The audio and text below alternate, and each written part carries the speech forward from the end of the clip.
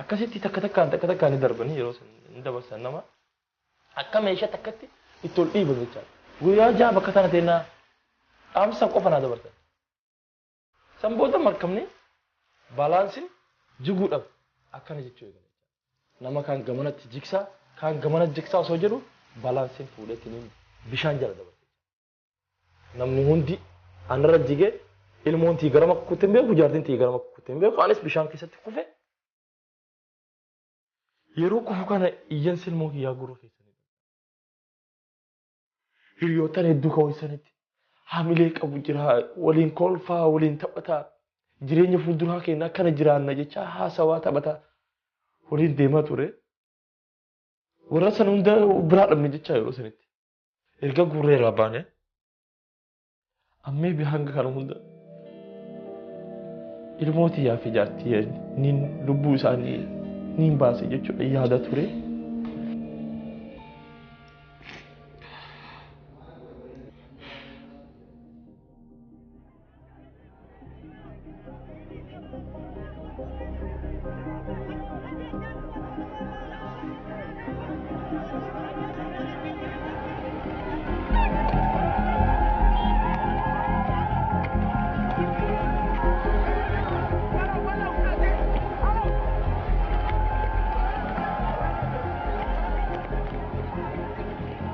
Ilmaan Oromoo mudateen lubbuun lammiilee Oromoo dhibbootaan lakkaaman darbuusaa miidiyaalee garaagaraatiin gabaafamaa jiraachuun beekamaadha. Maqaan kiyya Mahmud Aymoo jedhama. Ani godina Baalee aanaa Barbaree Haroo Dimaatirraa dhufe. Akkasuma imagine your wife and your daughter goes down and you are in the middle of the water. I just put myself there and I said, if I were him, I'm sure I'm not going to be surviving.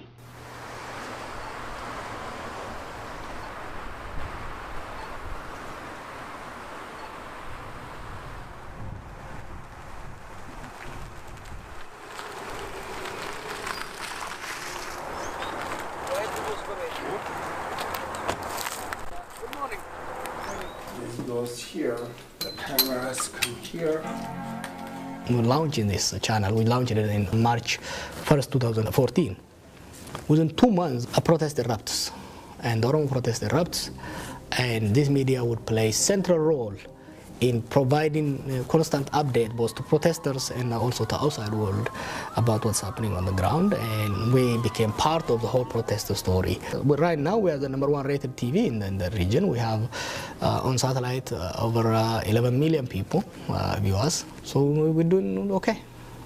Those guys, they crossed Mediterranean and you know, they went through a lot of things. There's so many Oromos who are dying the same way or different ways. Nobody knows where they are. They did not leave their country just like voluntarily to just move around, but they were forced to leave because of Oromo protests. And we have to follow them wherever they are. Hello. Hello, hello. All right, got it. Biyya kam keessaa baataniitti Greek Masirraa kaanee magaalaa garuu addaan hin beekne tubruk nun jedhanii boordara wayitti. Biyya gaariis naa ta'u jajjabbisaa beektu. Amiin.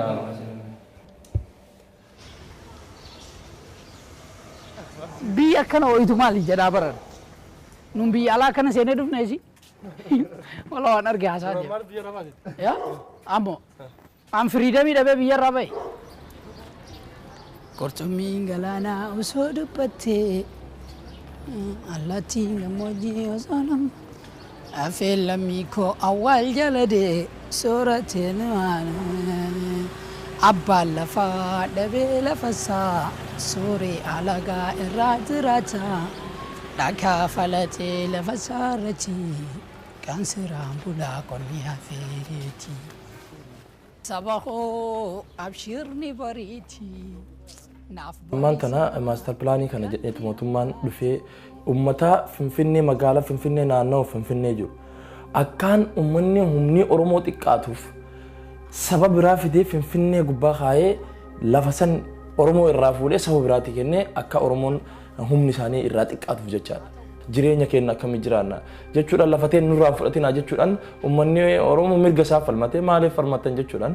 Nu barbaadanii jechuudha nu barbaadanii hiriira nagaa san irratti nu qabanii mana hidhaa nu geessan. Achi booda fuudhanii namoota ijoollee takkaan guuraniitiin tumaa turanii dararaa tirikaanii toorchara wanta kana wanti hin taane irratti adeemsisaa turan mana hidhaa keessatti. Warra keenya dhufee waasiidhaan nu baase. Deemuu hiriira nagaa kan itti deebi'us isintuu hiriira nagaa kana kakkaasee kan jedhan hiriira nagaa kana isintu kaasee ammallee kan jedhan nuti waan asin dura obboleessi kiyyas sababa kanaa. Jaartii bira dhaqanii yoo ta'e na dhabanii achirra dhufanii mana dhafa baaqiyyaanii dhufanii as jedhamu jedhanii baasii jennaan. Hogguu kanaan qaawwan argee maskootii dubaraan utaaliitiin fiigee jala baafadhe.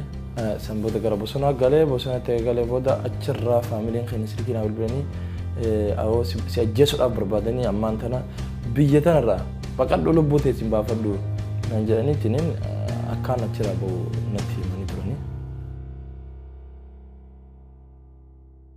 The Oromos occupied the most fertile part of the country. They are the largest ethnic group. They are the largest producer of the food the country feeds itself with. But economically, they continue to be marginalized. Hello. So around 2014, the government unveils what is called a master plan to expand Addis Ababa city to the nearby Oromia cities and rural villages. It was going to remove 2 million Oromo households. They start to protest in the area. It continued to erupt into westward, southward, and the government decided to deploy the federal army to crush it, and they killed 2 young people. Under heavy pressure, the government comes together and they cancel the master plan. But by then, they have already killed some 200 people. Once blood is split, the whole thing blow open.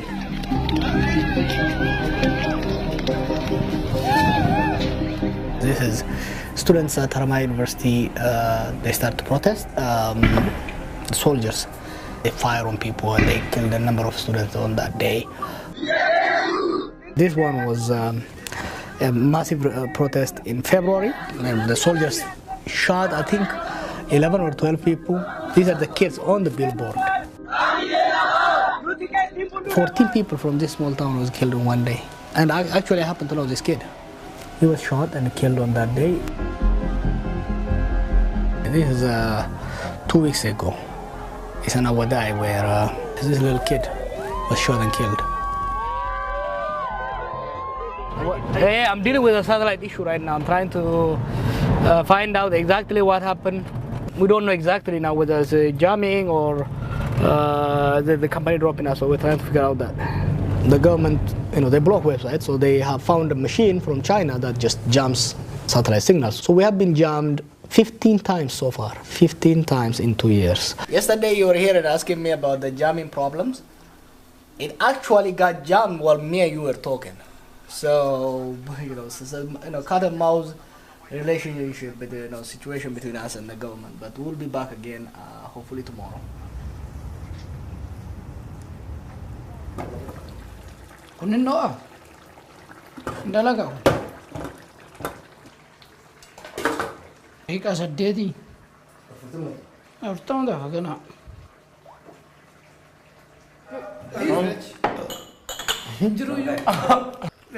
Walin nyaanne nyaaduu qabda bara. Ani nyaanne dura nyaaduu. Reeshan jechuun isa. Hara guyyaan kudha shanii. Haga durri fudhata. Aha, soomaydha. Sooman jedhuudha naan waan inni walitti wallaalee bara. Maqaa rabbi furmaanii keenya karaa jalaatti. Asirraa haga saarbiyaa 800. Saarbiyaa irraa. Hangari. 250. Hangari irraa hanga Austriyaa. Austriyaa 250 ni jira, 250 ni jira. 250. Ummanti yeroo hedduu cinqataa turte. Amma jechuun na gaafattee akkamitti dubachirraa wanta furmaata tokko argamuu danda'an jetti. Biyya deebuudhaaf jireenya biyyaa deebuu hin dandeenyeen lubbuutii waan badduuf jechaadha.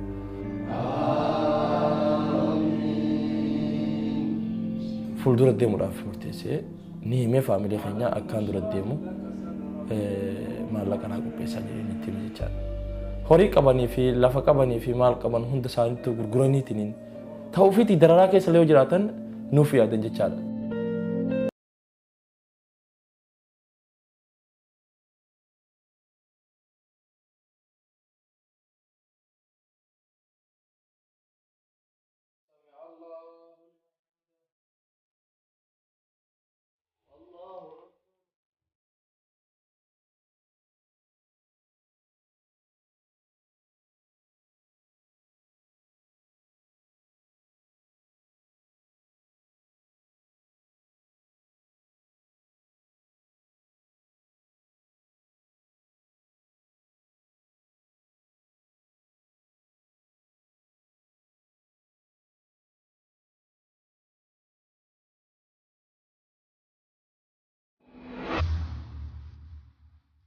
Tunggu mungkin ini border awal itu. Dia agak SEENAA tahu jawab servis. Amin amin. Biya kana itu mali jadi apa? Numbi ala kana sene duf nasi. Walau anar gas aja. Ya, amo. Am freedom ini dapat biar apa? Korcumi galana usod pate. Allah tinggal moji osanam. أفلميكو أول جلدي سورة نوان أبا لفا دبي لفسا سوري علقا إرات راتا لكا فلتي لفسارتي كان سرام بلا قرميها فيريتي صباحو أبشرني بريتي مانتنا ماستر بلاني كان جئت موتمان دفي ummata finfinnee magaalaa finfinnee naannoo finfinnee jiru akkaan ummanni humni oromoo xiqqaatuuf sababa biraa fidee finfinnee gubbaa kaayee lafa san oromoo irraa fuudhee sababa biraatti kennee akka oromoon humni isaanii irraa xiqqaatuuf jechaadha. Jireenya keenya akkamii jiraanna jechuudhaan lafateen nurraa fudhatinaa jechuudhaan ummanni oromoo mirga isaa falmatee maaliif falmatan jechuudhaan. Nu barbaadanii jechuudha nu barbaadanii hiriira nagaa san irratti nu qabanii manidhaan geessan. Achi booda fuudhanii namoota ijoollee takkaan guuraniitiin tumaa turanii dararaa tirikaanii torchara wanta kana wanti hin taane irratti adeemsisaa turan mana hidhaa keessatti. Warra kenna warri dhufee waasiidhaan baase. Yommuu hiriira nagaa kan itti deebi'us isintuu hiriira nagaa kana kakkaasee kan jedhan hiriira nagaa kana isintu kaasee ammallee kan jedhan Jiwan asinduro. Akkasitti takka ni darbanii yeroo ni dabarsan nama akka meeshaa takkatti itti ol dhiiban jechaadha. Guyyaa ja'a bakka sana teennaa dhaamsa qofa naa dabarsan. San booda markabni baalaansiin jiguudhaaf akkana jechuu eegale. Nama kaan gamanatti jigsaa kaan gamanatti jigsaa osoo jedhu baalaansiin fuudheetiin bishaan jala dabarsa. Namni hundi anarra jigee ilmoon tiigarama kukuutti hin beeku jaartiin tiigarama kukuutti hin beeku anis bishaan keessatti kufe yeroo kufu kana iyyansi ilmoo kiyyaa gurra keessanidha. Hiriyoottan hedduu kawweessanitti haamilee qabu jira waliin kolfaa waliin taphataa jireenya fuulduraa keenya akkana jiraanna jecha haasawaa taphataa waliin deemaa ture. Warra sana hunda biraa dhabne jecha yeroo sanitti erga gurreerraa baane. Ammee bihanga kana hunda ilmooti yaa fi jaartii niin lubbuu isaanii niin baase jechuudha yaada ture.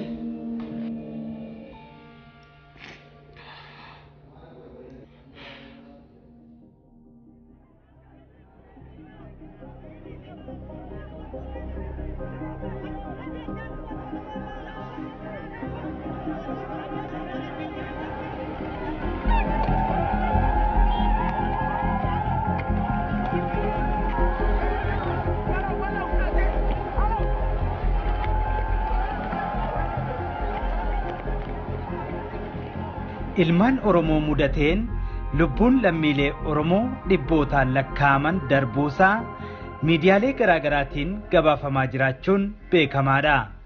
Maqaan kiyya Mahmud Aymoo jedhama.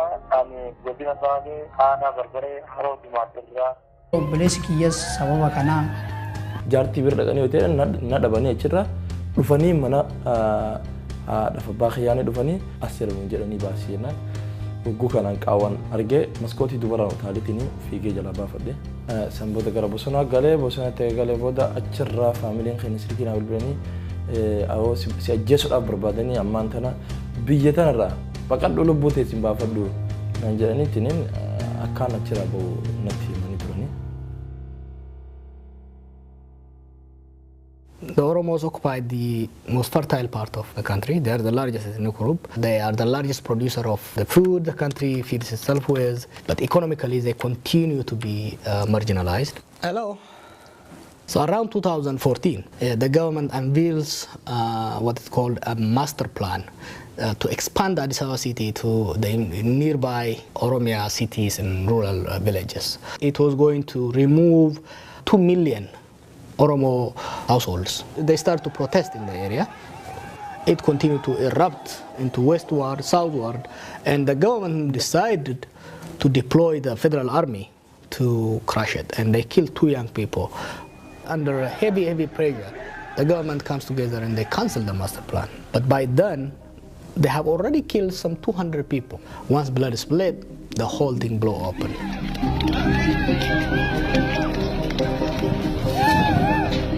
This is students at Haramaia University. They start to protest. The soldiers, they fire on people and they killed a number of students on that day. This one was a massive protest in February, and the soldiers shot, I think, 11 or 12 people. These are the kids on the billboard. Imagine your wife and your daughter goes down and you are in the middle of the water. I just put myself there and I said, if I were him, I'm sure I'm not going to be surviving.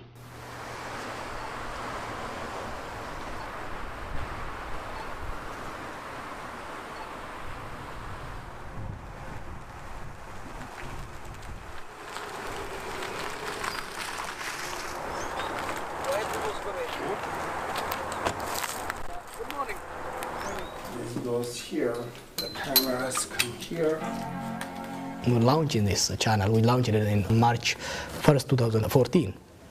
Within 2 months, a protest erupts, and the Oromo protest erupts, and this media would play a central role in providing constant update both to protesters and also to outside world about what's happening on the ground, and we became part of the whole protester story. But right now we are the #1 rated TV in the region. We have on satellite over 11 million people view us, so we're doing okay.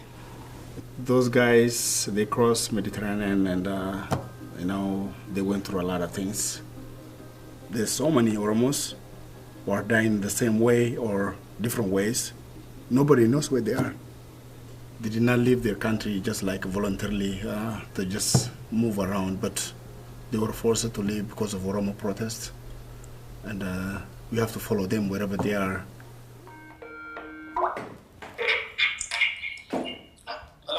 Hello. Hello. All right, got it.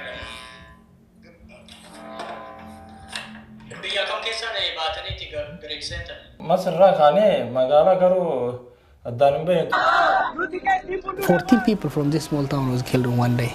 And actually I happen to know this kid. He was shot and killed on that day. This is 2 weeks ago. It's an Awadai where this little kid was shot and killed. Hey, I'm dealing with a satellite issue right now. I'm trying to find out exactly what happened. We don't know exactly now whether it's jamming or the company dropping us, so we're trying to figure out that. The government, you know, they block websites, so they have found a machine from China that just jams satellite signals. So we have been jammed 15 times so far, 15 times in 2 years. Yesterday you were here and asking me about the jamming problems. It actually got jammed while me and you were talking. So, you know, cat and mouse relationship, situation between us and the government. But we'll be back again, hopefully tomorrow. Kunin no, dalaga. Hika sa dedi. After the hagana.